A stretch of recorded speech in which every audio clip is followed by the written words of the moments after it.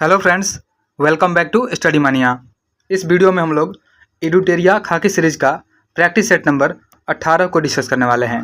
पिछले वीडियो में हम लोगों ने प्रैक्टिस सेट नंबर 17 तक ऑलरेडी डिस्कस कर लिया था और ये 18 नंबर सेट बहुत दिनों बाद मैं रिकॉर्ड कर रहा हूँ, तो बाकी 3 जो बचे हुए हैं उसको अभी हम लोग लगातार डिस्कस कर लेंगे। शुरू करते हैं। यह एडुटेरिया का बिहार दरोगा का सेट जो है 17 नंबर सेट तक हो चुका है। 18 नंबर सेट का देखिए पहला क्वेश्चन है। पहला क्वेश्चन है कि भारत की क्षेत्रीय सीमा तट तक कितनी समुद्री मील तक समुद्र की ओर फैली हुई है। तो यह फैली होती है 12 समुद्री मील तक। ऑप्शन सी हमारा राइट आंसर हो जाएगा।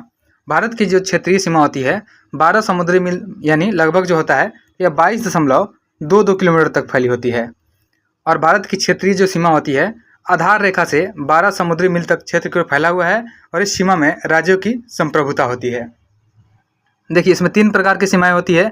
एक होता है प्रादेशिक समुद्री सीमा यानी टेरिटोरियल सी होता है, ये आधार रेखा से 12 मील तक होता है। एक होता है कंटिन्यूअस जोन यानी संलग्न क्षेत्र। तो जो संलग्न क्षेत्र होता है आधार रेखा से समुद्र में 24 समुद्री मील तक संलग्न सीमा होता है और इसको भी 3 भागों में बांटा जाता है। सीमा शुल्क वसूली का अधिकार इसमें होता है, साफ सफाई का अधिकार होता है और वित्तीय अधिकार शामिल होते हैं। और एक होता है एक्सक्लूसिव इकोनॉमिक जोन यानी EEZ। तो जो EEZ होता है उसको अनन्य आर्थिक क्षेत्र बोलते हैं और यह आधार रेखा से 200 समुद्री मील तक भारत का अनन्य आर्थिक क्षेत्र होता है। नेक्स्ट है, अगला क्वेश्चन है निम्नलिखित प्रकार के मेघों में से कौन से आकाश में उच्चतम स्तर में दिखाई पड़ते हैं। तो आकाश में उच्चतम स्तर में यह दिखाई पड़ते हैं पक्षाब कपासी। ऑप्शन बी हमारा राइट आंसर हो जाएगा। पक्षाब जो मेघ होते हैं यह पक्षी के पंख के समान दिखाई पड़ते हैं और इस मेघ में हिमकरण होती है जिसे मोतियों की माला कहा जाता है। और चक्रवातों के आगमन से पूर्व जो है आकाश में पक्षाब मेघ देखने को मिलता है। वहीं स्तरीय मेघ जो होता है मध्यम ऊंचाई के विभिन्न रंगों में दिखाई देने वाली होती है और कपासी मेघ जो होता है यह विषुवतीय रेखा प्रदेश में वर्षा होती है। नेक्स्ट है, अगला क्वेश्चन है क्वेश्चन नंबर 3। देखिए तीसरा क्वेश्चन है दक्षिणी गोलार्ध में सबसे बड़ा दिन कब होता है। तो दक्षिणी गोलार्ध में सबसे बड़ा दिन जो होता है यह 22 दिसंबर को होता है। जो 22 दिसंबर को सूर्य मकर रेखा पर लंबवत होता है इस दिन को शीतकालीन संक्रांति कहते हैं तथा यहाँ पे जो रात होती है सबसे छोटी होती है। और 21 मार्च जो होता है तो याद रखेंगे कि जो 21 मार्च है तो 21 मार्च से सूर्य उत्तर ध्रुव को प्रकाशित करना शुरू कर देता है और 23 सितंबर तक प्रकाशित रहता है, इसलिए उत्तरी ध्रुव पर लगातार 6 महीने का दिन होता है। वहीं 21 जून को ग्रीष्म अयनांत यानी उत्तर अयनांत कहते हैं और 21 मार्च को बसंत विषुव यानी स्प्रिंग इक्विनॉक्स तथा एक होता है 23 सितंबर। तो 23 सितंबर को शरद विषुव कहा जाता है। नेक्स्ट है, हमारा अगला क्वेश्चन है क्वेश्चन नंबर 4। निम्नलिखित में से कौन सा देश अमेजन नदी बेसिन का एक हिस्सा है। तो अमेजन नदी बेसिन का हिस्सा इसमें से वेनेजुएला हो जाएगा। ऑप्शन बी हमारा राइट आंसर हो जाएगा। देखिए अमेजन नदी बेसिन जो है पेरू से निकल करके इक्वाडोर, कोलंबिया, ब्राजील, बोलिविया आदि भाग में प्रवाहित होती है। और अमेजन नदी बेसिन जैव विविधता की दृष्टि से सबसे संपन्न है और यहाँ पर पाए जाने वाले विषुवतीय वनों को सेल्वास बोलते हैं। एक होता है मदिरा। तो मदिरा जो है अमेजन नदी की सबसे बड़ी सहायक नदी है, तो इसका भी नाम याद रखेंगे कि मदिरा नदी जो है अमेजन नदी की सबसे बड़ी सहायक नदी है। नेक्स्ट है, अगला है क्वेश्चन नंबर 5। 5 नंबर क्वेश्चन है कि निम्न में से कौन सा राज्य जो है नर्मदा नदी की घाटी का हिस्सा नहीं है। तो नर्मदा नदी घाटी का हिस्सा नहीं है तो यह हो जाएगा राजस्थान। ऑप्शन बी हमारा राइट आंसर हो जाएगा। देखिए नर्मदा की जो द्रोणी है यह 87% मध्य प्रदेश में और यह लगभग जो है 1.5% तक महाराष्ट्र में और शेष जो बचता है यह गुजरात राज्य में है। और राजस्थान में इसकी द्रोणी का विस्तार नहीं है, इसलिए जो हो जाएगा हमारा आंसर इसमें राजस्थान सटीक आंसर हो जाएगा। नेक्स्ट है, अगला क्वेश्चन है क्वेश्चन नंबर 6। हॉर्मुज की जल संधि के संदर्भ में निम्नलिखित कथनों पर विचार कीजिए। देखिए पहला जो है यह फारस की खाड़ी को ओमान की खाड़ी से जोड़ता है, जो कि बिल्कुल सही दिया हुआ है। दूसरा है यह ईरान और संयुक्त अरब अमीरात के बीच है। यह संयुक्त अरब अमीरात के बीच तो नहीं है, यह ओमान के बीच में है, तो दूसरा गलत हो जाएगा। उसके बाद तीसरा है कि दुनिया का सबसे महत्वपूर्ण तेल चौक पॉइंट्स है क्योंकि तेल की बड़ी मात्रा जल संधि के द्वारा प्रवाहित होती है। तो तीसरा स्टेटमेंट भी सही दिया हुआ है, यानी 1 और 3 जो है इसमें सही दिए हुए हैं। ऑप्शन सी हमारा राइट आंसर हो जाएगा। देखिए हॉर्मुज जल संधि जो है दुनिया की सबसे महत्वपूर्ण तेल चेक पॉइंट है क्योंकि तेल की बड़ी मात्रा इसी जल संधि के द्वारा प्रभावित होती है। और लगभग 17.2 मिलियन बैरल तेल जो है प्रतिदिन इसी जल संधि से होकर के गुजरता है और दुनिया के तेल का लगभग 5वां हिस्सा होता है। नेक्स्ट है, अगला क्वेश्चन है क्वेश्चन नंबर 7। देखिए 7 नंबर क्वेश्चन है,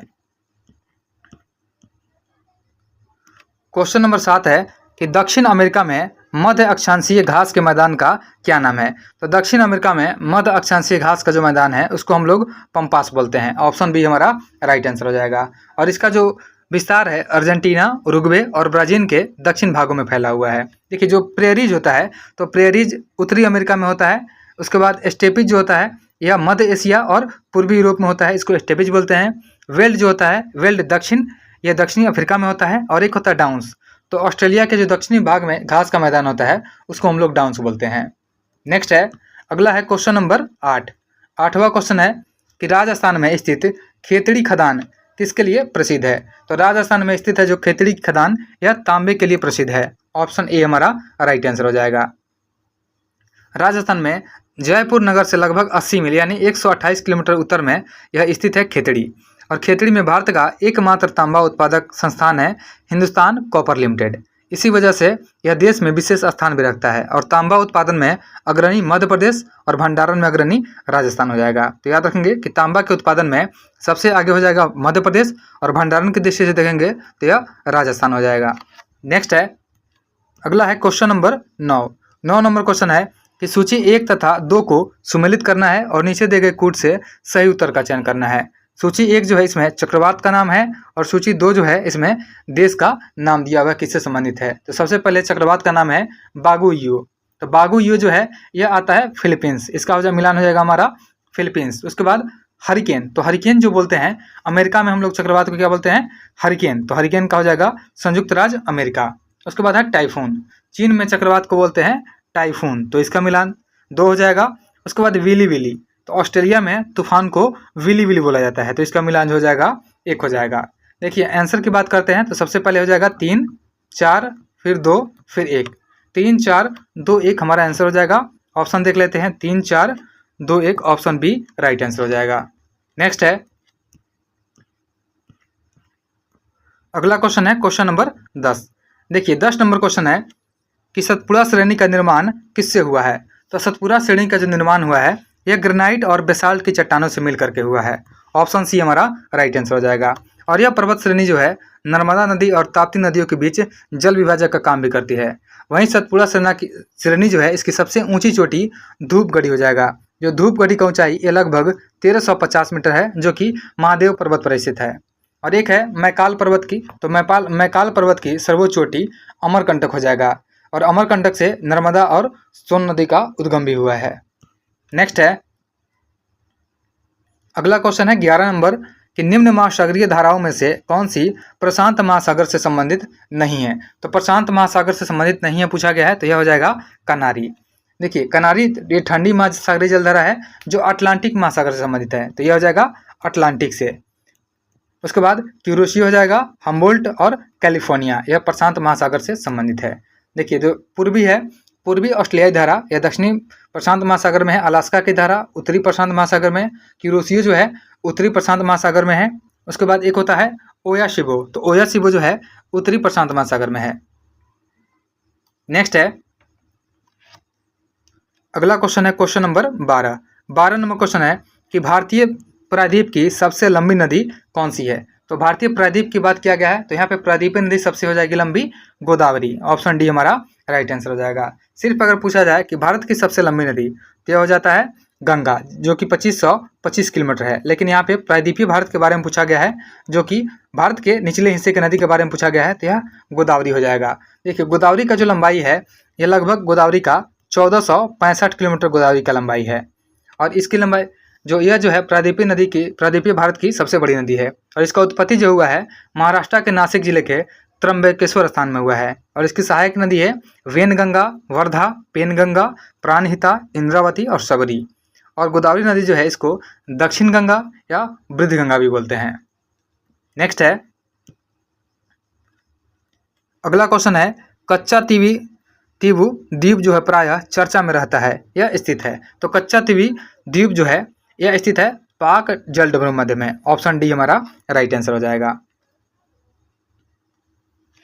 1974 में भारत ने एक समझौता के तहत जो है इस द्वीप के स्वामित्व को श्रीलंका को सौंप दिया था। तो यह जो है पाक जलडमरू मध्य के बीच में स्थित है। नेक्स्ट है, अगला क्वेश्चन है क्वेश्चन नंबर 14, निम्नलिखित में से कौन ईरान की सीमा को छूता है? तो इसमें कैस्पियन सागर जो हो जाएगा यह ईरान की सीमा को छूता है। कैस्पियन सागर दुनिया का सबसे बड़ा अंतर्देशीय जल निकास है और कैस्पियन सागर यूरोप और एशिया के बीच में स्थित है। देखिए यह दक्षिण में जो है ईरान, पश्चिम में अजरबैजान, उत्तर पूर्व में कजाकिस्तान, उसके बाद उत्तर पश्चिम में रूस और दक्षिण पूर्व जो है वहाँ पे तुर्कमेनिस्तान से घिरा हुआ है और अराल सागर कजाकिस्तान और उज्बेकिस्तान के बीच में स्थित है।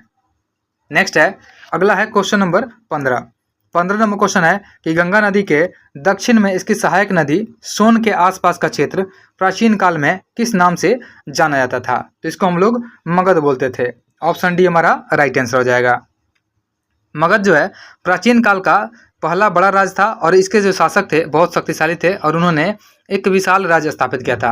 मगध का उत्कर्ष जो हुआ था यह लगभग 6ठी शताब्दी ईसा पूर्व में हुआ था और मगध का जो वास्तविक संस्थापक था वह बिंबिसार को माना जाता है। नेक्स्ट है,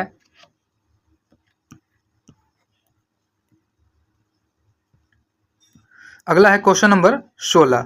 देखिए 16 नंबर क्वेश्चन है कि हड़प्पा सभ्यता में लोगों द्वारा दिए जाने वाले आयात के संदर्भ में सूची 1 और 2 को सुमेलित कीजिए तथा नीचे दिए गए कूट का प्रयोग करके सही उत्तर का चयन करना है। तो सबसे पहले इसमें आयातित वस्तु का नाम दिया हुआ है और फिर उसके बाद स्थान का नाम दिया हुआ है।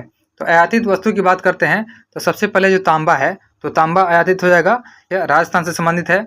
उसके बाद टीन हो जाएगा, अफगानिस्तान से आयात किया जाता था। उसके बाद जो सोना है, सोना कर्नाटक से और बहुमूल्य पत्थर जो है यह गुजरात से। तो हमारा आंसर जो हो जाएगा यह हो जाएगा 3, 2, 4, 1। तो 3, 2, 4, 1 ऑप्शन ए हमारा राइट आंसर हो जाएगा। नेक्स्ट है, अगला क्वेश्चन है क्वेश्चन नंबर 17। मौर्य वंश में 3 महत्वपूर्ण राजा हुए और इन राजाओं का सही वंशानुक्रम निम्नलिखित में से कौन सा हो जाएगा? तो देखिए इसमें सबसे पहले हो जाएगा चंद्रगुप्त हो जाएगा, फिर इसके बाद बिंदुसार इसका बेटा था चंद्रगुप्त का और फिर बिंदुसार का बेटा अशोक हुआ। ऑप्शन डी हमारा सटीक आंसर हो जाएगा। ऑप्शन डी हमारा राइट आंसर हो जाएगा। अशोक जो है बिंदुसार का पुत्र था और बिंदुसार जो है यह चंद्रगुप्त का पुत्र था। नेक्स्ट है, अगला क्वेश्चन है क्वेश्चन नंबर 18। 18 नंबर क्वेश्चन है कि बौद्ध स्मारकों के संदर्भ में कौन सा कथन असत्य दिया हुआ है? तो यहाँ पे गलत को चूज करना है। सबसे पहले है स्तूप जो है अर्ध गोलाकार बड़े स्मारक होते थे और इनके भीतर बुद्ध या बौद्ध भिक्षुओं से के अस्थि अवशेष रखे जाते थे, जो कि बिल्कुल सही दिया हुआ है। उसके बाद दूसरा स्टेटमेंट है स्तूपों के समीप जो है विहार होते थे जहाँ भिक्षु रहते थे, तो यह भी सही दिया हुआ है। अमरावती का स्तूप जो है व्यापारियों तथा भू स्वामित्व द्वारा दिए गए दान से बना था, यह भी सही है। बौद्ध विहार जो है नगरों से दूर बनाए गए थे। देखिए चौथा स्टेटमेंट गलत दिया हुआ है, तो ऑप्शन हमारा डी जो हो जाएगा राइट आंसर हो जाएगा।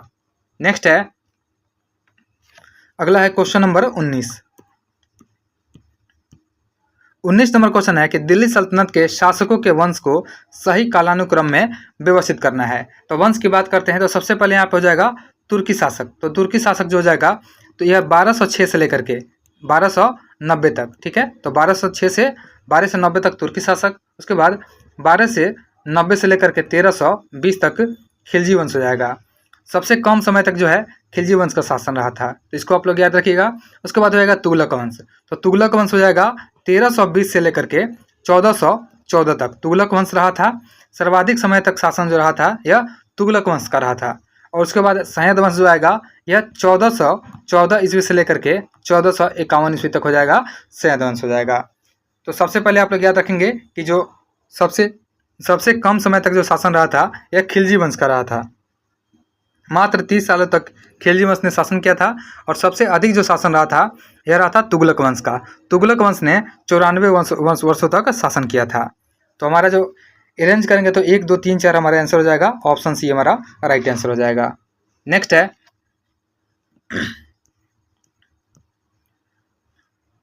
अगला क्वेश्चन है क्वेश्चन नंबर 20 है कि महमूद गजनी के संरक्षण में रहने वाले कवि फिरदौसी की पुस्तक का नाम क्या है? तो फिरदौसी का पुस्तक हो जाएगा शाहनामा। ऑप्शन 1 हमारा राइट आंसर हो जाएगा। महमूद गजनी जो है कला का प्रेमी था और उसने अनेक राज कवियों को संरक्षण के साथ ही स्थापत्य कला को भी प्रोत्साहन दिया था और उसने अपने देश में एक सुंदर मस्जिद और पुस्तकालय भी बनवाया था। और प्रसिद्ध कवि जो है अलबरूनी या महमूद गजनी के साथ ही भारत आया था। याद रखेंगे कि जो एक अलबरूनी था जो कि महमूद गजनी के साथ भारत आया था। नेक्स्ट है, अगला है क्वेश्चन नंबर 21। 21 नंबर क्वेश्चन है कि 14 जून 1947 को कांग्रेस के दिल्ली अधिवेशन में भारत के विभाजन का प्रस्ताव स्वीकृत हुआ था और इस अधिवेशन के अध्यक्ष थे। तो इस अधिवेशन के अध्यक्ष आचार्य JB कृपलानी हो जाएंगे। ऑप्शन सी हमारा राइट आंसर हो जाएगा। और इस प्रस्ताव को गोविंद बल्लभ पंत ने प्रस्तुत किया था और इसका समर्थन मौलाना अबुल कलाम आज़ाद ने किया, जो पहले विभाजन के विरोधी रहे थे, तथा सरदार पटेल और जवाहरलाल नेहरू ने भी इसका समर्थन किया था। नेक्स्ट है, अगला क्वेश्चन है क्वेश्चन नंबर 22। देखिए 22 नंबर क्वेश्चन है कि रैयतवाड़ी व्यवस्था के संदर्भ में निम्नलिखित कथनों में से कौन सा सही है। तो यहाँ पे सही को चूज करना है। तो सबसे पहला है कि सरकार और किसान के बीच कोई बिचौलिया नहीं रहता था, तो यह रैयतवाड़ी व्यवस्था का विशेषता हो जाएगा। देखिए तो ऑप्शन ए हमारा सही हो जाएगा। नेक्स्ट है, अगला है क्वेश्चन नंबर 23। 23 नंबर क्वेश्चन है कि समाज सुधारक जो है ज्योतिबा फुले से संबंधित कथनों में से कौन सा कथन जो है असत्य है। तो यहाँ पे असत्य है, गलत को चूज करना है कि ज्योतिबा फुले से संबंधित कौन सा कथन गलत दिया हुआ है। सबसे पहले है कि ज्योतिबा फुले ने 1873 में सत्यशोधक समाज का स्थापना किया था, जो कि बिल्कुल सही है। ज्योतिबा फुले ने पुरोहितों के बिना विवाह समारोह संपन्न कराने की प्रथा भी चलाई थी, यह भी सही है। उसके बाद 1848 ईस्वी में निम्न जातियों की कन्याओं के लिए उन्होंने स्कूल भी खोला था, तो यह भी सही है। और ज्योतिबा फुले जो हैं ब्राह्मणों की प्रभुता के समर्थक थे, जो कि गलत दिया हुआ है। तो 4 नंबर स्टेटमेंट गलत है। ऑप्शन हमारा डी हो जाएगा राइट आंसर, क्योंकि असत्य को चूज करना था इसमें। नेक्स्ट है, अगला क्वेश्चन है क्वेश्चन नंबर 24। देखिए 24 नंबर क्वेश्चन है कि समुद्रगुप्त के संदर्भ में निम्नलिखित कथनों पर विचार कीजिए। और इसमें बोला गया है कि उपयुक्त कथनों में से कौन सा कथन सत्य दिया हुआ है। तो इसमें से सही को चूज करना है। पहला है कि इलाहाबाद अभिलेख से समुद्रगुप्त के बारे में तथा इसके विजयों के बारे में जानकारी मिलती है, जो कि सही दिया हुआ है। दूसरा स्टेटमेंट है कि समुद्रगुप्त राजा बनने के पश्चात दिग्विजय के लिए निकला था, यह भी सही है। और समुद्रगुप्त को बीना बजाते हुए गुप्तकालीन सिक्कों पर दर्शाया गया है, यह भी सही है। तो तीनों स्टेटमेंट इसमें सही दिए हुए हैं। ऑप्शन हो जाएगा हमारा उपयुक्त में से सभी। ऑप्शन डी हमारा राइट आंसर हो जाएगा। नेक्स्ट है, अगला है क्वेश्चन नंबर 25। 25 नंबर क्वेश्चन है कि 1784 के पिट्स इंडिया एक्ट के संबंध में कौन सा कथन असत्य दिया हुआ है। पहला स्टेटमेंट है, इसके तहत ब्रिटिश सरकार का कंपनी के मामलों तथा उसके भारतीय प्रशासन पर नियंत्रण हो गया था, जो कि सही है। और इस एक्ट के तहत जो है बोर्ड ऑफ कंट्रोल का गठन किया गया, तो बोर्ड ऑफ कंट्रोल का गठन किया गया था, यह भी सही है। दूसरा स्टेटमेंट भी सही है।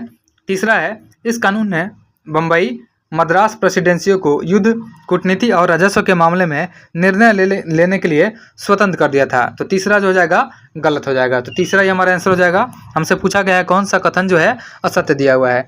देखिए रेगुलेटिंग एक्ट के 200 तथा ब्रिटिश राजनीति के उतार चढ़ाव के कारण 1784 में यह कानून बनाना पड़ा था, जिसे पिट्स इंडिया एक्ट कहा जाता है। और इस कानून ने बम्बई और मद्रास प्रेसिडेंसियों को युद्ध, कूटनीति और राजस्व के मामले में स्पष्ट शब्दों में बंगाल के अधीन कर दिया था। और इसी कानून के साथ भारत में ब्रिटिश विजय का एक नया युग का आरंभ भी हुआ था। नेक्स्ट है, अगला है क्वेश्चन नंबर 26। 26 नंबर क्वेश्चन है कि द्वितीय विश्व युद्ध के समय ब्रिटेन का प्रधानमंत्री कौन था। तो दूसरे विश्व युद्ध के समय में ब्रिटेन का प्रधानमंत्री विंस्टन चर्चिल हो जाएंगे। ऑप्शन सी हमारा राइट आंसर हो जाएगा। दूसरा विश्व युद्ध जो हुआ था यह 1939 से लेकर के 1945 के प्रारंभिक समय में ब्रिटिश प्रधानमंत्री यह नेविल चैम्बरलेन थे, ठीक है। और दूसरा विश्व युद्ध जो है इसकी समाप्ति के दौरान ब्रिटिश प्रधानमंत्री विंस्टन चर्चिल थे। तो यहाँ पे हमारा आंसर जो हो जाएगा चर्चिल हो जाएगा। लेकिन जो दूसरा विश्व युद्ध शुरू हुआ था तो उस समय प्रधानमंत्री चैम्बरलेन थे, तो इसको भी आप लोग याद रखेंगे। नेक्स्ट है, अगला क्वेश्चन है क्वेश्चन नंबर 27। किस आंदोलन के दौरान गांधी जी ने कहा, हम या तो भारत को स्वतंत्र कराएंगे या इस प्रयास में मारे जाएंगे, मगर हम अपनी पराधीनता को जारी रहते देखने के लिए जीवित नहीं रहेंगे। तो यह भारत छोड़ो आंदोलन के दौरान बोला गया था, यानी करो या मरो का नारा इसको बोल सकते हैं। तो यह हो जाएगा ऑप्शन डी हमारा राइट आंसर हो जाएगा। नेक्स्ट है, अगला क्वेश्चन है क्वेश्चन नंबर 28। 28 नंबर क्वेश्चन है कि प्रथम विश्व युद्ध के दौरान कौन सा देश 1915 में ब्रिटेन के खिलाफ धुरी बलों में शामिल हुआ था। तो यह हो जाएगा बुल्गारिया। ऑप्शन बी हमारा राइट आंसर हो जाएगा। युद्ध की शुरुआत में ही धुरी शक्तियों में जर्मन साम्राज्य और ऑस्ट्रो हंगेरियन साम्राज्य शामिल थे और तुर्क साम्राज्य बाद में 1914 में, उसके बाद 1915 में बुल्गारिया राज्य भी इसमें शामिल हो गया था। तो इसीलिए ऑप्शन हमारा जो हो जाएगा ऑप्शन बी हमारा राइट आंसर हो जाएगा। नेक्स्ट है, अगला है क्वेश्चन नंबर 29 नंबर क्वेश्चन है कि बजट 2025-26 में घोषित नई सरकारी योजना है। तो बजट 2025-26 में घोषित नई सरकारी योजना में शामिल हो जाएंगे। देखिए सबसे पहले जो है इसमें प्रधानमंत्री जन धन धान्य कृषि योजना यह शामिल हो जाएगा। उसके बाद दूसरा है गीग वर्कर्स के लिए सामाजिक सुरक्षा योजना, यह भी शामिल है। स्वामी फंड जो दूसरा है यह भी शामिल है। सक्षम आंगनबाड़ी और पोषण, तो सक्षम आंगनबाड़ी और पोषण 2.0 जो है यह भी शामिल है। तो 1, 2, 3, 4 शामिल है। अटल टिंकरिंग लैब्स, तो अटल टिंकरिंग लैब्स जो है यह इसमें शामिल नहीं होंगे। तो इसमें 1, 2, 3, 4 शामिल होंगे। ऑप्शन देख लेते हैं 1, 2, 3, 4, ऑप्शन सी हमारा राइट आंसर हो जाएगा।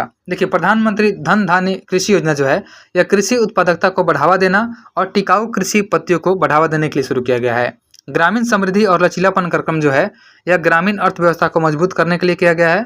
सक्षम एक है सक्षम आंगनबाड़ी पोषण है जो है यह कमजोर समूह को उन्नत पोषण सहायता करने के लिए किया गया है। 30 नंबर क्वेश्चन है, संयुक्त अरब अमीरात ने ब्लू वीजा प्रणाली का पहला चरण शुरू किया है जिसका उद्देश्य पर्यावरणीय स्थिरता में योगदान देने वाले व्यक्तियों को प्रदान करना है और इस वीजा के तहत कितने साल का निवास परमिट है। तो इसमें जो है 10 सालों का निवास परमिट है। ऑप्शन ए हमारा राइट आंसर हो जाएगा। और दुबई में विश्व सरकार शिखर सम्मेलन 2025 में घोषित इस पहल का नेतृत्व जो है जलवायु परिवर्तन और पर्यावरण मंत्रालय द्वारा संघीय पहचान, नागरिकता, सीमा शुल्क और बंदरगाह सुरक्षा प्राधिकरण जो है इसके सहयोग से किया जा रहा है। नेक्स्ट है, अगला है क्वेश्चन नंबर 31 नंबर क्वेश्चन है कि गूगल ने भारत में अपना सबसे बड़ा कैंपस किस नाम से शुरू किया है। तो गूगल ने भारत में अपना सबसे बड़ा कैंपस जो है यह अनंत नाम से शुरू किया है। तो अनंत नाम से शुरू किया है, ऑप्शन हमारा बी हो जाएगा राइट आंसर। और यह बेंगलुरु के महादेवपुरा में स्थित है। अनंता जो है संस्कृत के शब्द अनंत से लिया गया है जो नवाचार, सहयोग और स्थिरता के लिए एक केंद्र के रूप में कार्य करता है। नेक्स्ट है, अगला क्वेश्चन है क्वेश्चन नंबर 32। भारत के किस राज्य ने अभूतपूर्व निर्णय लेते हुए गुटखा, पान मसाला की बिक्री, निर्माण, भंडारण और वितरण पर 1 साल का प्रतिबंध लगा दिया है। यह लगाया गया है झारखंड सरकार के द्वारा। ऑप्शन डी हमारा राइट आंसर हो जाएगा। नेक्स्ट है, अगला क्वेश्चन है क्वेश्चन नंबर 33 नंबर क्वेश्चन है कि बिहार सरकार ने करमचट डैम के बगल में राज्य का सबसे बड़ा पार्क बनाने की घोषणा की है और यह डैम जो है बिहार के किस जिले में अवस्थित है। तो यह जो है रोहतास में स्थित है। याद रखेंगे करमचट डैम जो है यह रोहतास में स्थित है। ऑप्शन ए हमारा राइट आंसर हो जाएगा। और अगले वर्ष जो है मार्च 2026 तक इसका निर्माण पूरा होने की संभावना है और पार्क में चारों ओर फेंसिंग यानी बाड़ का काम होगा और सबसे पहले पाथवे बनेगा। नेक्स्ट है, अगला है क्वेश्चन नंबर 34। तमु लौसर जो है यानी लोसार त्यौहार जो गुरंग समुदाय द्वारा मनाया जाने वाला एक महत्वपूर्ण त्यौहार है। यह किस देश से संबंधित है। तो यह हो जाएगा नेपाल से संबंधित है। ऑप्शन डी हमारा राइट आंसर हो जाएगा। देखिए कुछ त्यौहार को आप लोग याद रखेंगे, जैसे एक होता है सिंधी समुदाय के द्वारा मनाया जाता है, इसको बोलते हैं हम लोग चेटी चंद। एक होता है पोइला बैसाख, तो पोइला बैसाख पश्चिम बंगाल में, त्रिपुरा में और असम में होता है। विशु जो होता है यह 9 वर्ष होता है, यह केरल में मनाया जाता है। उसके बाद उगादी कर्नाटक, आंध्र प्रदेश, तेलंगाना में होता है। नवरेह जो होता है यह जम्मू कश्मीर में मनाया जाता है। और एक होता है चेरा ओबा, तो चेरा ओबा जो है यह मणिपुर में मनाया जाता है। तो इन सभी को आप लोग याद रखिएगा। नेक्स्ट है, अगला क्वेश्चन है 35 नंबर। स्वर्णांध विजन 2047 को किस राज्य सरकार के द्वारा एक दीर्घकालिक रोड मैप के रूप में मान्यता प्रदान किया गया है। तो यह किया गया है आंध्र प्रदेश के द्वारा। ऑप्शन ए हमारा राइट आंसर हो जाएगा। जो भारत की शताब्दी तक राज्य को समृद्ध, नवीन और आत्मनिर्भर बनाने के लिए एक दीर्घकालिक रोड मैप भी है और इसका उद्देश्य गरीबी उन्मूलन है, रोजगार और कौशल विकास है, जल और कृषि सुरक्षा है और ऊर्जा दक्षता इसमें शामिल है। नेक्स्ट है, अगला क्वेश्चन है कि वर्तमान समय में कुल तिलहन के मामले में सर्वाधिक उत्पादन करने वाला राज्य कौन सा है। तो वर्तमान समय में कुल तिलहन के मामले में सर्वाधिक उत्पादन करने वाला राज्य राजस्थान हो जाएगा। ऑप्शन ए हमारा राइट आंसर हो जाएगा। देखिए खाद्यान्नों की बात करते हैं तो मक्का उत्पादन में विश्व में जो अग्रणी है अमेरिका है, भारत में कर्नाटक है। दलहन की बात करेंगे इसमें तो भारत विश्व में अग्रणी है और भारत में प्रथम हो जाएगा मध्य प्रदेश। गन्ना की बात करते हैं तो गन्ना उत्पादन में विश्व में ब्राजील अग्रणी है और भारत में उत्तर प्रदेश हो जाएगा। उसी प्रकार से तंबाकू की बात करते हैं तो विश्व में चीन जो है अग्रणी है और आंध्र प्रदेश भारत में अग्रणी है। प्राकृतिक रबड़ उत्पादन में विश्व में अग्रणी थाईलैंड और भारत में अग्रणी भारत हो जाएगा। कॉफी के उत्पादन में विश्व में अग्रणी ब्राजील और भारत में अग्रणी कर्नाटक हो जाएगा। सूरजमुखी के उत्पादन में विश्व में अग्रणी यूक्रेन हो जाएगा और भारत में अग्रणी हो जाएगा कर्नाटक हो जाएगा। सोयाबीन के उत्पादन में विश्व में प्रथम जो हो जाएगा अमेरिका हो जाएगा और भारत में मध्य प्रदेश। वही चीनी के उत्पादन में विश्व में प्रथम भारत हो जाएगा और भारत में प्रथम महाराष्ट्र हो जाएगा। वही कुल तिलहन की बात करते हैं तो कुल तिलहन के उत्पादन में विश्व में अग्रणी भारत हो जाएगा और भारत में अग्रणी राज्य जो जाएगा यह राजस्थान हो जाएगा। नेक्स्ट है अगला क्वेश्चन है क्वेश्चन नंबर 37। देखिए 37 नंबर क्वेश्चन है कि सीबीआई के द्वारा डिजिटल अरेस्ट स्कैम के खिलाफ किस नाम से ऑपरेशन चलाया जा रहा है। तो इस ऑपरेशन का नाम है ऑपरेशन चक्र 5। ऑप्शन सी हमारा राइट आंसर हो जाएगा। देखिए ऑपरेशन सिंदूर जो है यह चलाया गया था भारत सरकार के द्वारा पहलगाम आतंकी हमले के खिलाफ। ऑपरेशन ब्रह्मा भारत इसके तहत जो है म्यांमार में भूकंप पीड़ितों की मदद के लिए मानवीय सहायता भेजा है। एक है operation devil Hunt. Operation devil Hunt जो है बांग्लादेश के द्वारा देश को अस्थिर करने की कोशिश कर रहे लोगों को गिरफ्तार करने के लिए किया गया है। एक है ऑपरेशन राइजिंग सन जो राजस्व खुफिया निदेशालय द्वारा 4 राज्यों में सोना की तस्करी सिंडिकेट को उजागर करने के लिए किया गया है। और एक है ऑपरेशन बॉम्बी बकेट। तो ऑपरेशन बॉम्बी बकेट जो है वायुसेना के द्वारा नैनीताल के जंगलों में लगी आग को बुझाने के लिए शुरू किया गया है। इन सभी को आप लोग याद रखेंगे। एक है ऑपरेशन मर्यादा। ऑपरेशन मर्यादा जो है उत्तराखंड पुलिस के द्वारा केदारनाथ यात्रा के संचालन के लिए शुरू किया गया है ऑपरेशन मर्यादा। उसके बाद एक है ऑपरेशन त्रिनेत्र 2। तो ऑपरेशन त्रिनेत्र 2 जो है यह सुरक्षा बलों ने जम्मू कश्मीर के पुंछ में छिपे आतंकियों को ढेर करने के लिए शुरू किया है। नेक्स्ट है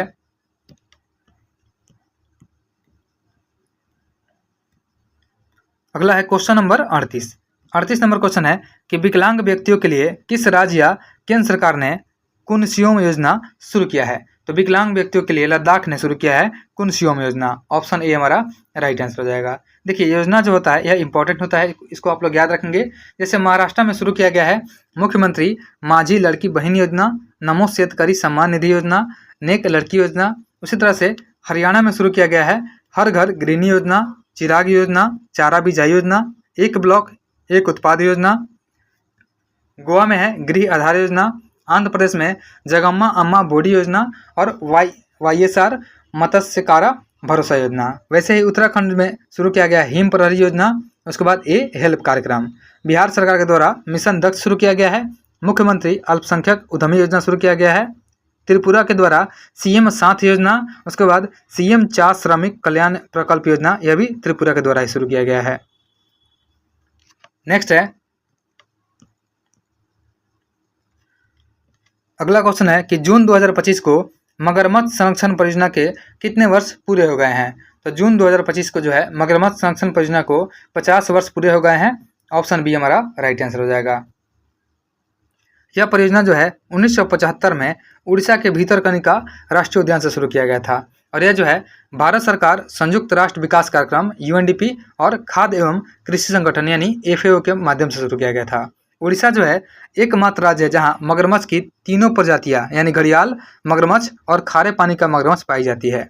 और चंबल नदी जो है सबसे ज़्यादा मगरमच्छों और घड़ियालों की उपस्थिति के लिए जाना जाता है। घड़ियाल को IUCN ने गंभीर रूप से संकटग्रस्त घोषित भी किया है। और साथ ही याद रखेंगे कि बिहार में घड़ियाल संरक्षण के लिए गंडक नदी में एक विशेष क्षेत्र बनाया गया है और यह क्षेत्र जो है पश्चिम चंपारण जिले में स्थित है। साथ ही हम लोग याद रखेंगे कि भारत सरकार की प्रमुख पर्यावरणीय योजनाएं जो हैं, जैसे प्रोजेक्ट टाइगर को शुरू किया गया था 1973 में, प्रोजेक्ट गेंडा को 1987 में, प्रोजेक्ट एलिफेंट को 1992 में, क्रोकोडाइल कंजर्वेशन प्रोजेक्ट को 1975 में।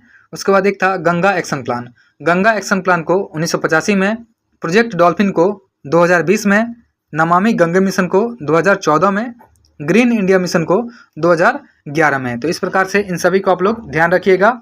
नेक्स्ट है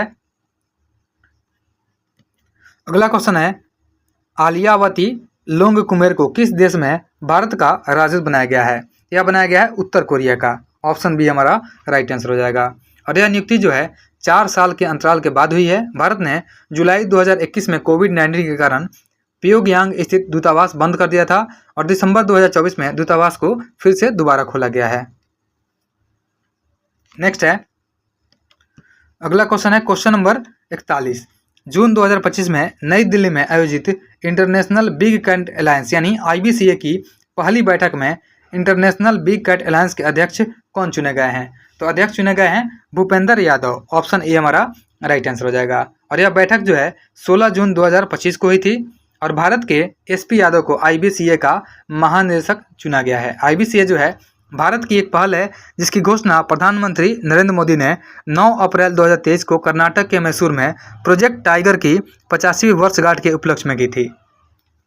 देखिए, इंटरनेशनल बिग कैट अलायंस जो है इसका स्थापना भारत सरकार के द्वारा मार्च 2024 में किया गया था और इसका अस्थायी सचिवालय भारत में ही स्थापित किया जाएगा। नेक्स्ट है,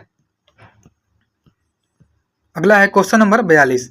Stockholm International Peace Research Institute यानी सिप्री की 2025 की वार्षिक रिपोर्ट के अनुसार भारत के पास कितने परमाणु हथियार है? तो सिप्री के रिपोर्ट के अनुसार जो है भारत के पास 180 परमाणु हथियार है। ऑप्शन ए हमारा राइट आंसर हो जाएगा।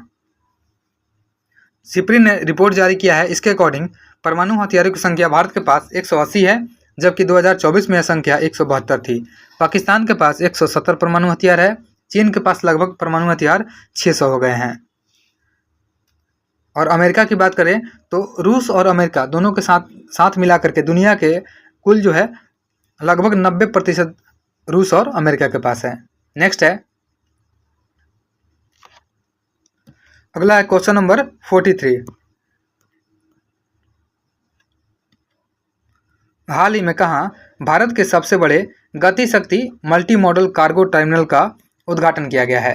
तो यह किया गया है मानेसर, हरियाणा में। ऑप्शन ए हमारा राइट आंसर हो जाएगा। नेक्स्ट है, क्वेश्चन नंबर 44 है कि mission midnight hammer. Mission midnight hammer जो है एक गुप्त और हाई रिस्क वाला मिशन था जो हाल के दिनों में खूब सुर्खियों में रहा है। यह किस देश का मिशन है? तो मिशन मिडनाइट हैमर जो है यह संयुक्त राज्य अमेरिका का है। ऑप्शन बी हमारा राइट आंसर हो जाएगा। और यह ऑपरेशन जो है 21 जून 2025 की रात को शुरू हुआ।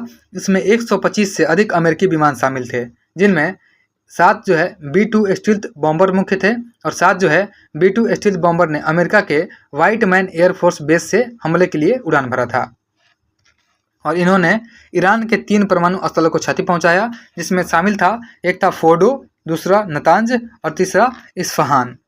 नेक्स्ट है, अगला क्वेश्चन है क्वेश्चन नंबर 45।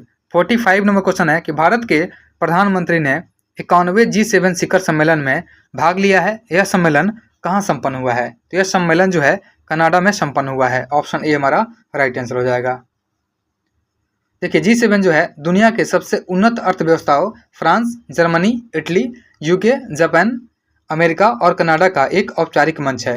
और 1773 के तेल संकट और वित्तीय उथल पुथल के जवाब में G7 का गठन जो है 1975 में G6 यानी इसमें शामिल थे 6 देश America, Britain, France, Germany, Italy और जापान के रूप में किया गया था, जिसमें 1976 में कनाडा भी इसमें शामिल हो गया और इसे G7 बना दिया गया था। नेक्स्ट है,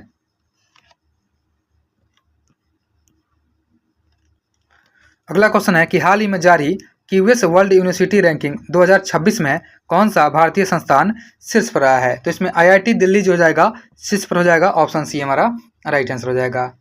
जो IIT दिल्ली है इसमें 123वां स्थान मिला है और यह भारत का सर्वोच्च स्थान रहा है इसमें।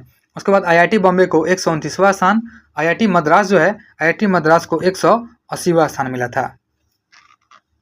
नेक्स्ट है, अगला क्वेश्चन है क्वेश्चन नंबर 47। 47 नंबर क्वेश्चन है कि निम्नलिखित में से किसकी सिफारिश पर केंद्र सरकार जो है राज्यों को वैधानिक अनुदान दिए जाते हैं? तो यह दिया जाता है वित्त आयोग की सिफारिश पर। ऑप्शन सी हमारा राइट आंसर हो जाएगा। नेक्स्ट है,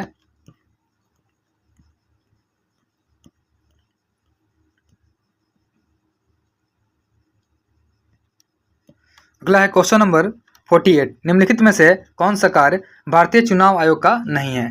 तो भारतीय चुनाव आयोग का काम नहीं है पंचायतों का चुनाव करवाना।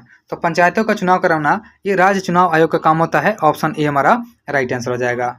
देखिए, पंचायती राज से संबंधित जो है भारतीय संविधान का अनुच्छेद 243 से जो है उसमें 243 शामिल है और इसमें अनुच्छेद 9 शामिल है और आर्टिकल 40 जो है यह पंचायती राज से संबंधित है। देखिए, 1957 में त्रिस्तरीय पंचायती राज व्यवस्था को लाया गया था BR मेहता समिति के द्वारा। उसके बाद 1977 में अशोक मेहता समिति के द्वारा द्विस्तरीय पंचायती राज व्यवस्था को लाया गया था। नेक्स्ट है, अगला क्वेश्चन है क्वेश्चन नंबर 49 निम्नलिखित में से कौन सा एक पंचशील का सिद्धांत नहीं है? तो पंचशील का सिद्धांत जो हो जाएगा इसमें से पूछा गया है कौन सा नहीं है। शांतिपूर्ण सह अस्तित्व यह पंचशील का सिद्धांत है। उसके बाद क्षेत्रीय अखंडता के लिए पारस्परिक सम्मान यह भी पंचशील का सिद्धांत है। उसके बाद नाभिकीय निवारण परमाणु प्रतिरोध जो है यह जो हो जाएगा पंचशील का सिद्धांत नहीं होगा। ऑप्शन सी हमारा राइट आंसर हो जाएगा। पंचशील के सिद्धांतों में शामिल थे कि एक दूसरे के क्षेत्रों की अखंडता और संप्रभुत्व का पारस्परिक सम्मान करेंगे, एक दूसरे पर आक्रमण नहीं किया जाएगा, फिर दूसरे देशों के आंतरिक मामलों में हस्तक्षेप नहीं करना, परस्पर सहयोग एवं लाभ को बढ़ावा देना और शांतिपूर्ण सह अस्तित्व की नीति का पालन करना। नेक्स्ट है, अगला क्वेश्चन है कि निम्नलिखित में से कौन सी महत्वपूर्ण विशेषता संघीय सरकार की है? संघीय सरकार की महत्वपूर्ण विशेषता की बात करते हैं, यह हो जाएगा संविधान की सर्वोच्चता, 2 या अधिक स्तरों वाली सरकार और स्वतंत्र न्यायपालिका। आपातकालीन प्रावधान जो इसमें संघीय सरकार में शामिल नहीं होगा, तो इसमें 1, 2, 3 हमारा आंसर हो जाएगा। 1, 2, 3 ऑप्शन सी में है। ऑप्शन सी हमारा राइट आंसर हो जाएगा। नेक्स्ट है, अगला क्वेश्चन है कि उच्च न्यायालय के संदर्भ में निम्नलिखित में से कौन सा कथन सही है? तो पूछा गया इसमें से कौन सा सही है।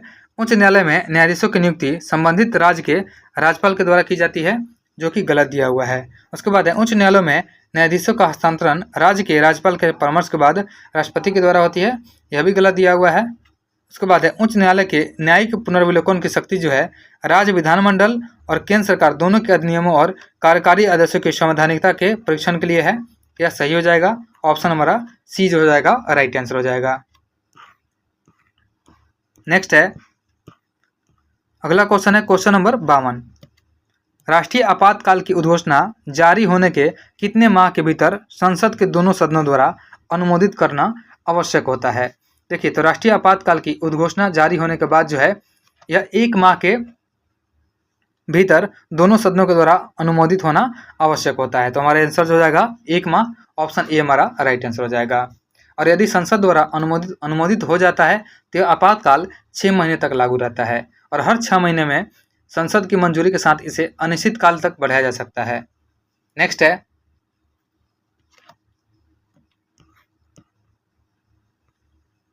अगला क्वेश्चन है संसदीय समितियों के संबंध में निम्नलिखित में से कौन सा कथन जो है सही नहीं है? तो इसमें से गलत को चूज करना है। सबसे पहला स्टेटमेंट है कि यह समितियां कानून बनाने में महत्वपूर्ण भूमिका निभाती है, जो कि सही है। यह विभिन्न विभागों द्वारा किए गए खर्चों, भ्रष्टाचार के मामलों आदि की जांच भी करती है, यह भी सही है। और समितियां केवल सदन के अधिवेशन के समय ही कार्यरत रहती है, जो कि सही नहीं है, तो यह गलत हो जाएगा। ऑप्शन हमारा सी हो जाएगा राइट आंसर हो जाएगा।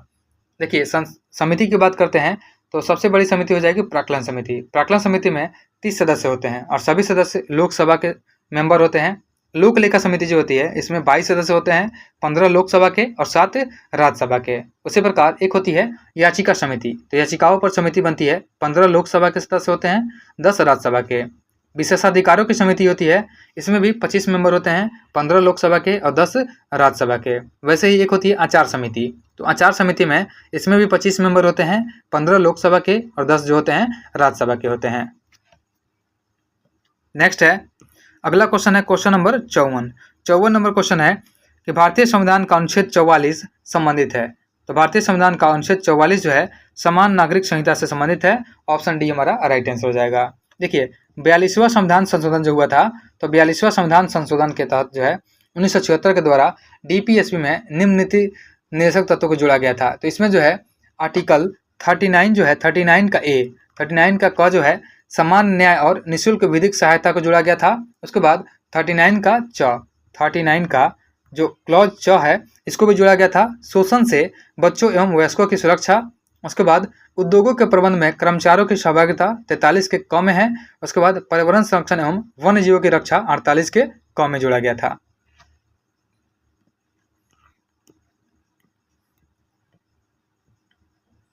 अगला क्वेश्चन है क्वेश्चन नंबर 55।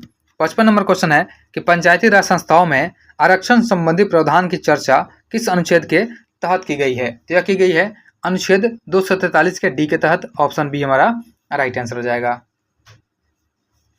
पंचायती राज से संबंधित भारतीय संविधान का अनुच्छेद जो है 243 के ए से लेकर के 243 के ओ तक है और यह अनुच्छेद जो है भाग 9 में शामिल है। नेक्स्ट है अगला क्वेश्चन है क्वेश्चन नंबर 56।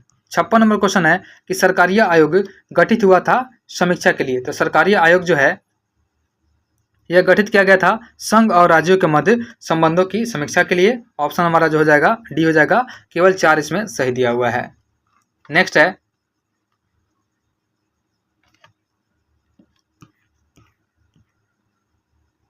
अगला क्वेश्चन है कि बेरोजगारी उस समय विद्यमान कही जाती है जब जो है प्रचलित मजदूरी की दर काम करने के इच्छुक व्यक्ति को रोजगार नहीं मिलता है। तो यह ऑप्शन डी हमारा सटीक आंसर हो जाएगा। नेक्स्ट है अगला क्वेश्चन है क्वेश्चन नंबर 58। 58 नंबर क्वेश्चन है कि 1990 के दशक में भारत ने वित्तीय संकट के समय किन अंतर्राष्ट्रीय संस्थाओं से ऋण प्राप्त किया था? तो भारत ने अंतर्राष्ट्रीय मुद्रा कोष से ऋण प्राप्त किया था और साथ ही विश्व बैंक से ऋण प्राप्त किया था। तो ऑप्शन हमारा हो जाएगा ऑप्शन डी 1 और 4 दोनों हो जाएगा। नेक्स्ट है अगला क्वेश्चन है क्वेश्चन नंबर 59। 59 नंबर है कि निम्नलिखित युग्मों पर विचार कीजिए तथा नीचे दिए गए कोड का प्रयोग करके सही उत्तर को चूज करना है कि इनमें से कौन सा सही उत्तर है। पहली पंचवर्षीय योजना, तो पहली पंचवर्षीय योजना जो हो जाएगा यह 1951 से 56 हो जाएगा। उसके बाद तीसरा पंचवर्षीय योजना यह 61 से 66 तक हो जाएगा। उसके बाद 10वीं पंचवर्षीय योजना, तो 10वीं पंचवर्षीय योजना जो है ये 2002 से लेकर के 2007 तक थी। ये 2002 से लेकर के 2007 तक रही थी। तो तीसरा गलत दिया हुआ है। पूछा गया है कौन सा सही है, तो इसमें 1 सही है और 2 सही है। तो 1 और 2 ऑप्शन डी हमारा राइट आंसर हो जाएगा। नेक्स्ट है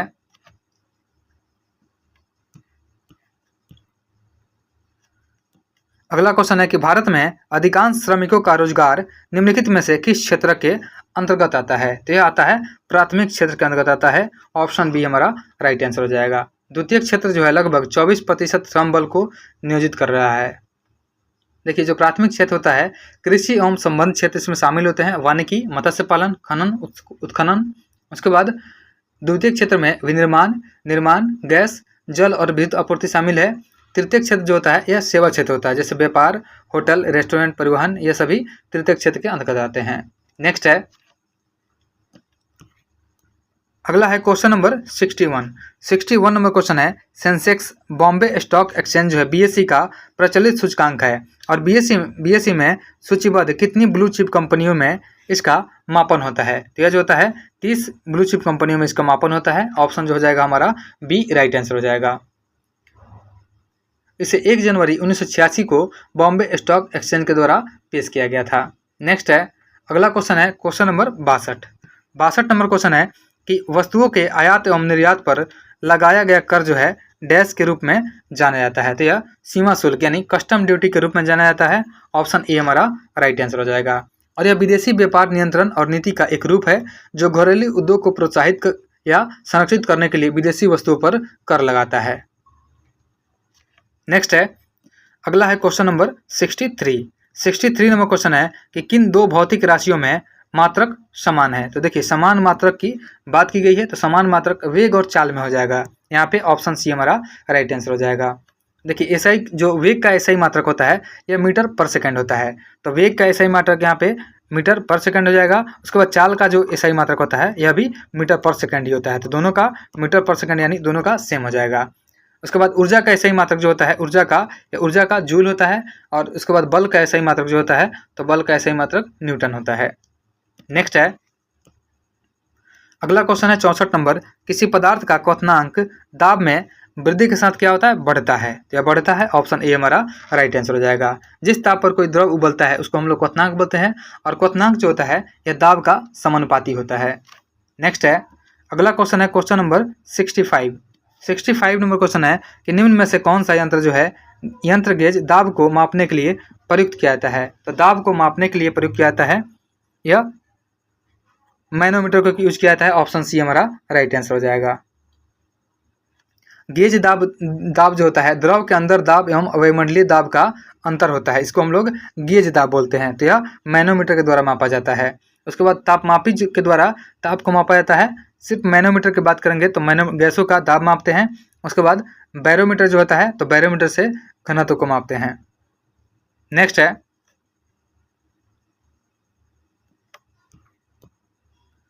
अगला नंबर है क्वेश्चन नंबर 66। सभी वास्तविक प्रतिबिंब, सभी वास्तविक प्रतिबिंब जो होते हैं पर्दे पर प्रतीत होते हैं। तो यहाँ पे ऑप्शन हमारा सी हो जाएगा, राइट आंसर हो जाएगा। और किसी दर्पण का वास्तविक प्रतिबिंब प्राप्त करने हेतु आवश्यक अवतल दर्पण होता है। और वास्तविक प्रतिबिंब की विशेषता होती है कि हमेशा उल्टा होता है, दर्पण के आगे बनता है और प्रकाश की किरणें परिवर्तन या अपवर्तन के बाद जो है वास्तव में एक बिंदु पर मिलती हैं या मिलती है। यहाँ पे वास्तविक की बात किया गया है तो मिलती हैं। नेक्स्ट है अगला है क्वेश्चन नंबर 67। विद्युत प्रवाह को मापने के लिए निम्नलिखित में से कौन सा यंत्र प्रयोग किया जाता है। तो विद्युत प्रवाह को मापने के लिए एमीटर का प्रयोग किया जाता है। ऑप्शन हमारा डी राइट आंसर हो जाएगा। देखिए एक होता है गैल्वेनोमीटर, तो गैल्वेनोमीटर से विद्युत धारा की प्रबलता मापा जाता है। उसके बाद एक होता है वोल्ट मीटर, तो वोल्ट मीटर से दो बिंदुओं के बीच के विभवांतर को मापते हैं। और एक वाट मीटर होता है जो विद्युत शक्ति को मापने के लिए यूज किया जाता है। एक होता है वेव मीटर, तो किसी रेडियो तरंग की तरंग दैर्घ्य मापने के लिए प्रयोग किया जाता है वेव मीटर का। नेक्स्ट है अगला क्वेश्चन है 68 नंबर। निम्न में से किस वैज्ञानिक को 2 बार नोबेल पुरस्कार से सम्मानित किया गया है। तो 2 बार नोबेल पुरस्कार से सम्मानित किया गया है मैरी क्यूरी को। तो ऑप्शन हमारा बी हो जाएगा, राइट आंसर हो जाएगा।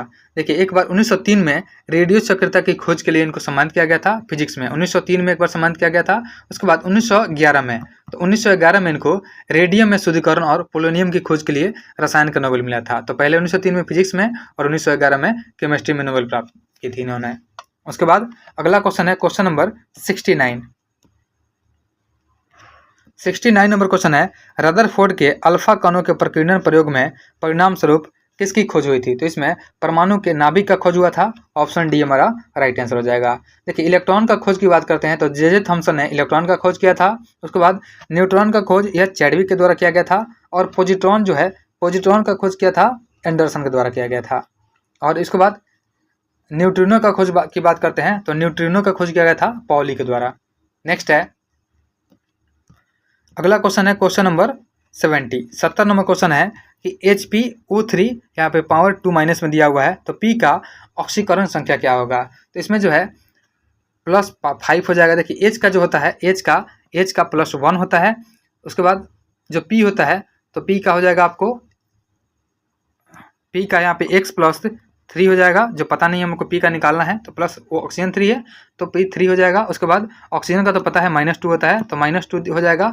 उसके बाद ये आ जाएगा -2, तो इसको सोल्व करेंगे तो 1 ये हो जाएगा 1 + x + 3 + -2 हो जाएगा। सॉरी यहाँ पे 3 × हो जाएगा, प्लस में हो जाएगा, ये × हो जाएगा।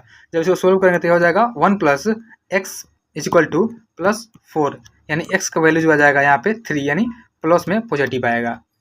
तो +3 ऑप्शन बी हमारा राइट आंसर हो जाएगा। नेक्स्ट है अगला क्वेश्चन है क्वेश्चन नंबर 71। अवतल दर्पण में जब वस्तु अनंत पर हो तो बने प्रतिबिंब की स्थिति, प्रकृति और आकार क्या होगा। देखिए अवतल दर्पण में जब वस्तु जो होता है अनंत पर होता है तो उस पर बना प्रतिबिंब जो होता है वह फोकस पर, वास्तविक और वस्तु से बड़ा होता है। तो इसलिए ऑप्शन जो हो जाएगा हमारा यहाँ पे वस्तु से छोटा होगा, वस्तु से छोटा हो जाएगा। ऑप्शन ए हमारा राइट आंसर हो जाएगा। नेक्स्ट है अगला क्वेश्चन है क्वेश्चन नंबर 72 नंबर क्वेश्चन है कि जैसे जैसे हैलोजन की परमाणु संख्या बढ़ती है तो वे कम अभिक्रियाशील होते जाते हैं। तो यहाँ पे ऑप्शन हमारा बी हो जाएगा, कम अभिक्रियाशील होते जाते हैं। ऑप्शन बी हमारा राइट आंसर हो जाएगा। और वायु के कुल आयतन का लगभग 1% भाग जो है उत्कृष्ट गैसों से निर्मित होता है और अक्रिय गैस से एक परमाणुक होते हैं। नेक्स्ट है अगला क्वेश्चन है क्वेश्चन नंबर 73। मैग्नेटाइट है, तो मैग्नेटाइट जो है यह हो जाएगा Fe3 O4 को हम लोग बोलते हैं मैग्नेटाइट। ऑप्शन बी हमारा राइट आंसर हो जाएगा। देखिए Fe2O3 जो है इसको बोलते हैं हम लोग हेमेटाइट। ये हो जाएगा हेमेटाइट। उसके बाद दूसरा नंबर हो जाएगा ये मैग्नेटाइट हो जाएगा। उसके बाद FeCO3 को बोलते हैं हम लोग सीडेराइट। इसको बोलते हैं सीडेराइट FeCO3 को। उसके बाद है 2FeO3 into H2O, इसको हम लोग बोलते हैं जंग लगा हुआ लोहा। यह जंग लगा हुआ लोहा होता है और लोहा में कार्बन मिलाने पर वह कठोर होता है। नेक्स्ट है अगला क्वेश्चन है क्वेश्चन नंबर 74 नंबर क्वेश्चन है, निम्नलिखित में से शरीर विज्ञान एवं चिकित्सा की वह कौन सी शाखा है जो पुरुषों के विशिष्ट रोगों एवं स्थितियों से संबंधित है? ये हो जाएगा एंड्रोलॉजी। ऑप्शन ए हमारा राइट आंसर हो जाएगा। देखिए एंड्रोलॉजी है यह शरीर विज्ञान एवं चिकित्सा की विशिष्ट शाखा पुरुषों की रोग स्थितियों से संबंधित है। देखिए एक होता है एनाटॉमी, तो एनाटॉमी जो है शरीर की आंतरिक संरचना से संबंधित है। मानव शास्त्र जो है मानव शास्त्र का अध्ययन करता है। ज्योतिष मतलब ज्योतिष शास्त्र का, और पारिस्थितिकी मतलब पर्यावरण का अधोगम्यता से। नेक्स्ट है अगला क्वेश्चन है क्वेश्चन नंबर 75, निम्नलिखित में से कौन सी संरचना बैक्टीरिया में माइटोकॉन्ड्रिया का कार्य करती है? तो हो जाएगा मेसोसोम। ऑप्शन डी हमारा राइट आंसर हो जाएगा। देखिए बैक्टीरिया में मेसोसोम जो कोशिका झिल्ली के अंदर की ओर होते हैं माइटोकॉन्ड्रिया का काम करते हैं। नेक्स्ट है अगला क्वेश्चन है क्वेश्चन नंबर 76, निम्नलिखित में से कौन सा मानव गुर्दे का सामान्य कार्य नहीं है? तो मानव गुर्दे का सामान्य कार्य नहीं है तो रुधिर में शर्करा की मात्रा का नियंत्रण करना, यह नहीं होगा। ऑप्शन बी हमारा राइट आंसर हो जाएगा। देखिए जो किडनी होता है उसका काम होता है रक्त में जल की मात्रा का नियंत्रण, यूरिया को छान करके बाहर करना, रक्त में हाइड्रोजन आयन सांद्रता यानी पीएच का कंट्रोल करना, और रक्त में परासरणी दाब तथा उसकी मात्रा का नियंत्रण करना। नेक्स्ट है अगला क्वेश्चन है सल्फ्यूरिक एसिड का उपयोग उद्योगों में सफाई एजेंट के रूप में किया जाता है ताकि निम्नलिखित को हटाया जा सके। तो यह प्रयोग किया जाता है स्टील और लोहे से जंग को हटाया जा सके, इसके लिए किया जाता है। ऑप्शन हमारा ये जो हो जाएगा राइट आंसर हो जाएगा। नेक्स्ट है अगला क्वेश्चन है 78 नंबर, बाह्य निषेचन होता है। तो बाह्य निषेचन जो होता है यह उभयचरों में होता है। ऑप्शन बी हमारा राइट आंसर हो जाएगा। नेक्स्ट है 79 नंबर क्वेश्चन है कि मानव के शरीर में पैरों की हड्डियां हैं। तो मानव के शरीर में पैरों की हड्डियां यह हो जाएंगी फिबुला और टिबिया, जो कि नीचे की ओर होती हैं फिबुला और टिबिया। ऑप्शन बी हमारा राइट आंसर हो जाएगा। देखिए मनुष्य का शरीर की सबसे बड़ी हड्डी फीमर होती है, और ह्यूमरस जो होता है ऊपरी बाजू में पाई जाने वाली अस्थि होती है, इसको हम लोग ह्यूमरस बोलते हैं। एक होता है रेडियो अल्ना, ये अग्र बाहु में पाई जाने वाली हड्डी होती है, इसको हम लोग रेडियो अल्ना बोलते हैं। उसके बाद है जिम्नोस्पर्म होते हैं। तो जिम्नोस्पर्म जो होते हैं ये बीज वाले जो पौधे होते हैं उसको जिम्नोस्पर्म बोलते हैं। ऑप्शन बी हमारा राइट आंसर हो जाएगा। और जिम्नोस्पर्म जो होता है इसके प्रमुख लक्षण जो होते हैं, इनके बीजों में बीजावरण नहीं पाया जाता है, और संवहनी ऊतकों में जाइलम एवं फ्लोएम पाए जाते हैं, और ये मरुद्भिद होते हैं। नेक्स्ट है अगला क्वेश्चन है क्वेश्चन नंबर 81, सर्वाधिक गति से कार्य करने वाला एंजाइम है। तो सर्वाधिक गति से कार्य करने वाला एंजाइम कार्बोनिक एनहाइड्रेज हो जाएगा। ऑप्शन बी हमारा राइट आंसर हो जाएगा। कार्बोनिक एनहाइड्रेट जो होता है इसमें सबसे महत्वपूर्ण एसिटिक एनहाइड्रेट यानी CH3CO2 CO2 का होल 2 हो जाएगा, और O ये हो जाएगा एसिटिक एनहाइड्रेट, और इसका उपयोग कार्बनिक संश्लेषण में एसाइल समूह को पेश करने के लिए किया जाता है, और ये पानी के साथ प्रतिक्रिया करके कार्बोक्सिलिक एसिड देते हैं। नेक्स्ट है अगला क्वेश्चन है क्वेश्चन नंबर 82 नंबर क्वेश्चन है कि निम्नलिखित में से कौन सा कथन गलत है? पहला है शैवाल जो है तत्काल वातावरण में घुलित ऑक्सीजन के स्तर को बढ़ाते हैं, जो कि सही है। एल्गिन लाल शैवाल से प्राप्त होता है तथा कैरिजिनस भूरे शैवाल से। देखिए यह गलत हो जाएगा। एल्गिन जो है एल्गिन एसिड यह भूरे शैवाल से प्राप्त होता है, और कैरिजिनस जो होता है यह लाल शैवाल से। यहाँ पे उल्टा दिया हुआ है तो यह गलत हो जाएगा। ऑप्शन बी आंसर हमारा सही हो जाएगा। नेक्स्ट है अगला क्वेश्चन है क्वेश्चन नंबर 83, सूची 1 और 2 को इसमें मिलाना है। भारत पाक के मध्य हुए समझौते दिए हुए हैं, सूची 1 और 2 दिया हुआ है। सबसे पहले है सिंधु जल समझौता। तो सिंधु जल समझौता जो हुआ था यह सितंबर 1960 में हुआ था, तो इसका मिलान हमारा ऑप्शन 3 हो जाएगा। उसके बाद है शिमला समझौता। तो शिमला समझौता यह हुआ था जून 1972 में हुआ था। आगरा शिखर सम्मेलन जुलाई 2001 में हुआ था और ताशकंद घोषणा जो हुआ था जनवरी 1966 में हुआ था। इसका मिलान जो हो जाएगा 2 हो जाएगा। इसका राइट आंसर हमारा हो जाएगा 3, 1, उसके बाद 4, फिर 2। 3, 1, 4, 2 हमारा राइट आंसर हो जाएगा।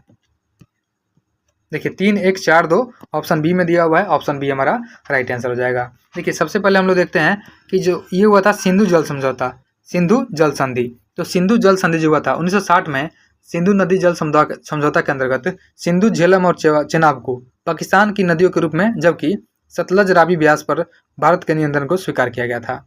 उसी प्रकार से शिमला समझौता जो है, शिमला समझौता 2 जुलाई 1972 को भारत की ओर से इंदिरा गांधी और पाकिस्तान की ओर से जुल्फिकार अली भुट्टो ने हस्ताक्षर किया था। और यह समझौता भारत और पाकिस्तान के बीच जो है बेहतर संबंधों हेतु एक व्यापक ब्लूप्रिंट था। उसके बाद आगरा शिखर सम्मेलन जो है, तो आगरा शिखर सम्मेलन यह भारत और पाकिस्तान के बीच एक ऐतिहासिक 2 दिवसीय शिखर बैठक थी जो 14 से 16 जुलाई 2001 तक चली थी। उसके बाद ताशकंद समझौता जो है, यह 1965 में भारत पाकिस्तान के युद्धों को सुलझाने के लिए भारत और पाकिस्तान के बीच हस्ताक्षरित एक शांति समझौता था। नेक्स्ट है, अगला क्वेश्चन है क्वेश्चन नंबर 84। देखिए 84 नंबर क्वेश्चन है कि नागे वाजा शब्दावली किस खेल से संबंधित है। तो नागे वाजा शब्दावली जो है किस खेल से संबंधित है, ये हो जाएगा जूडो से, ऑप्शन बी राइट आंसर हो जाएगा। देखिए सर्व जो होता है वॉलीबॉल से संबंधित है, कैडी गोल्फ से संबंधित है, स्लिप क्रिकेट से संबंधित है, नाइट शतरंज से संबंधित है, और एक होता है पुश इन। तो पुश इन जो होता है यह हॉकी से संबंधित है। उसके बाद क्वेश्चन नंबर 85 है, आधुनिक बिहार का निर्माता किसे माना जाता है। तो आधुनिक बिहार का निर्माता सच्चिदानंद सिन्हा को माना जाता है, ऑप्शन ए हमारा राइट आंसर हो जाएगा। सच्चिदानंद सिन्हा जो है यह भारत के प्रसिद्ध राजनीतिक, शिक्षाविद, अधिवक्ता और पत्रकार थे। नेक्स्ट है, अगला क्वेश्चन है क्वेश्चन नंबर 86। देखिए 86 नंबर क्वेश्चन है कि तेजिंग नोर्गे साहसिक पुरस्कार की शुरुआत किस वर्ष की गई थी। तो तेजिंग नोर्गे साहसिक पुरस्कार का शुरुआत जो है 1993 में किया गया था। ऑप्शन हमारा हो जाएगा ऑप्शन डी 1993-94 में। और यह पुरस्कार जो है साहस के क्षेत्र में काम करने वालों को दिया जाता है। नेक्स्ट है, अगला क्वेश्चन है क्वेश्चन नंबर 87। 87 नंबर क्वेश्चन है, साहित्य अकेडमी पुरस्कार प्राप्त करने वाले पहले व्यक्ति निम्न में कौन है। तो साहित्य अकेडमी पुरस्कार प्राप्त करने वाले पहले व्यक्ति माखनलाल चतुर्वेदी हो जाएंगे, ऑप्शन सी हमारा राइट आंसर हो जाएगा। देखिए पहला साहित्य अकेडमी पुरस्कार जो है 1955 में माखनलाल चतुर्वेदी को दिया गया था। उनकी कविता था हिम तरंगिनी। तो हिम तरंगिनी के लिए दिया गया था, याद रखेंगे, हिम तरंगिनी के लिए दिया गया था माखनलाल चतुर्वेदी को 1955 में। नेक्स्ट है, साथ ही याद रखेंगे कि दादा साहब फाल्के पुरस्कार दिया गया था देविका रानी को 1969 में, ज्ञानपीठ पुरस्कार शंकर कुरूप को 1965 में, ये सभी पहले हैं पाने वाले। उसके बाद सरस्वती सम्मान पहला दिया गया था हरिवंश राय बच्चन को 1991 में, व्यास सम्मान रामविलास शर्मा को दिया गया था 1991 में पहली बार, और मूर्ति देवी पुरस्कार जो है CK नागराज को 1983 में दिया गया था। नेक्स्ट है,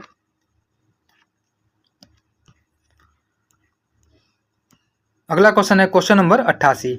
88 नंबर क्वेश्चन है कि ग्लोबल जेंडर गैप इंडेक्स प्रतिवर्ष किस संस्था के द्वारा जारी किया जाता है। तो ग्लोबल जेंडर गैप इंडेक्स जो है यह जारी किया जाता है WEF के द्वारा, यानी विश्व आर्थिक मंच के द्वारा जारी किया जाता है। और साथ ही बात करेंगे कि 2025 में भारत का स्थान इसमें 131वां है।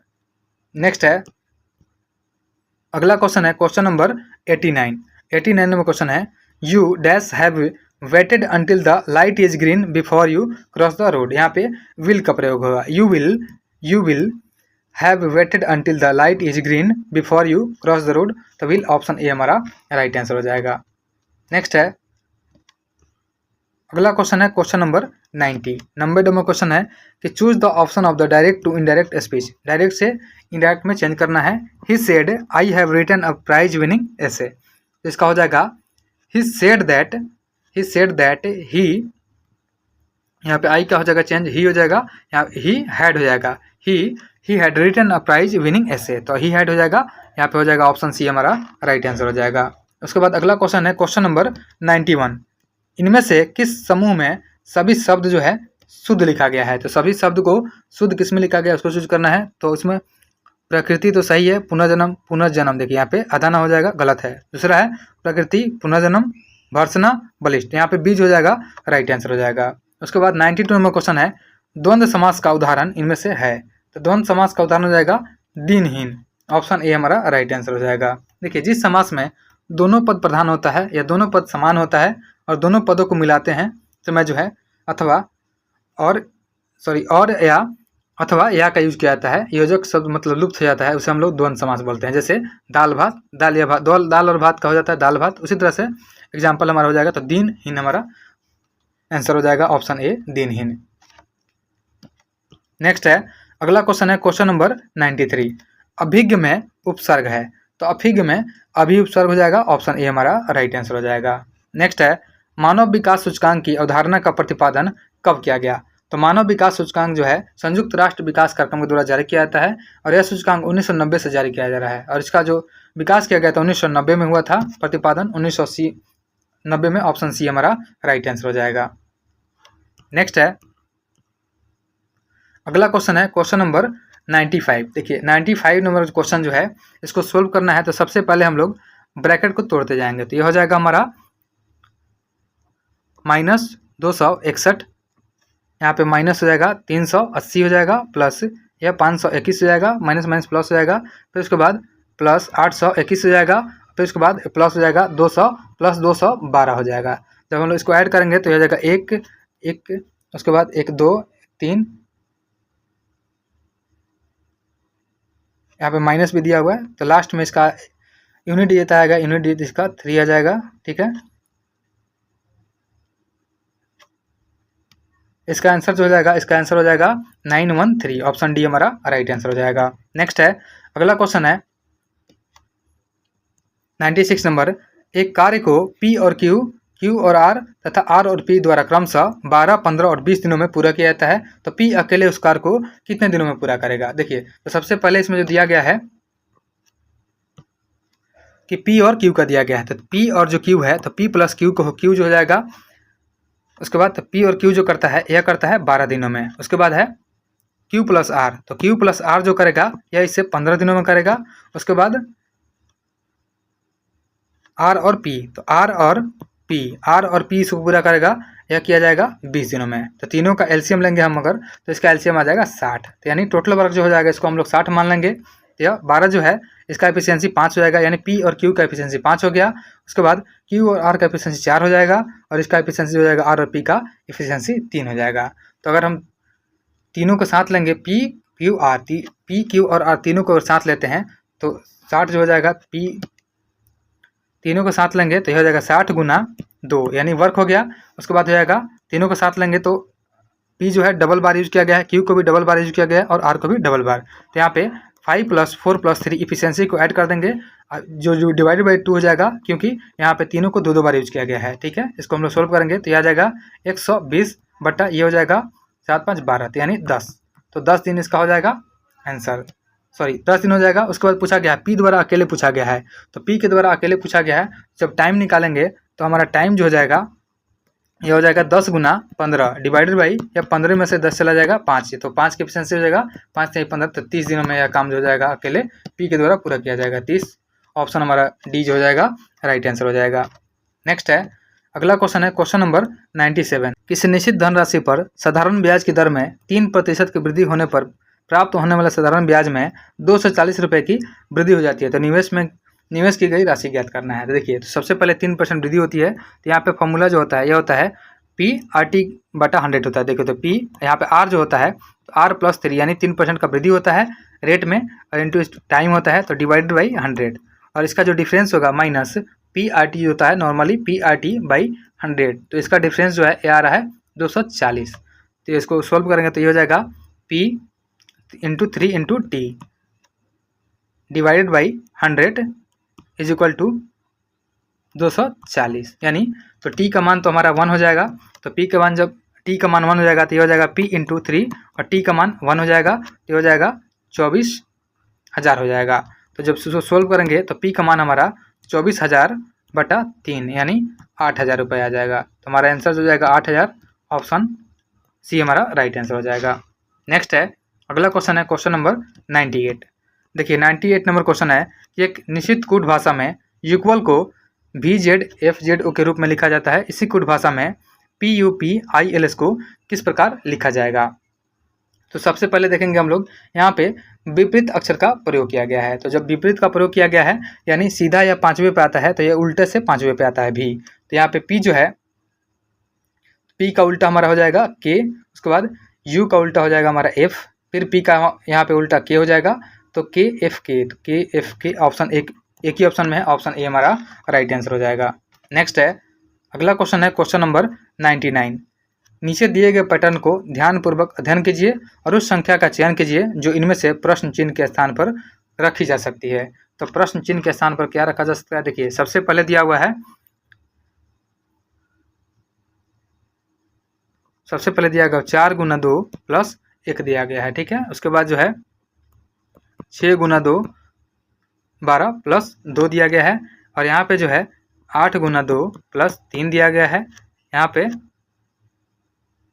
10 गुना 2 प्लस 4 दिया गया है।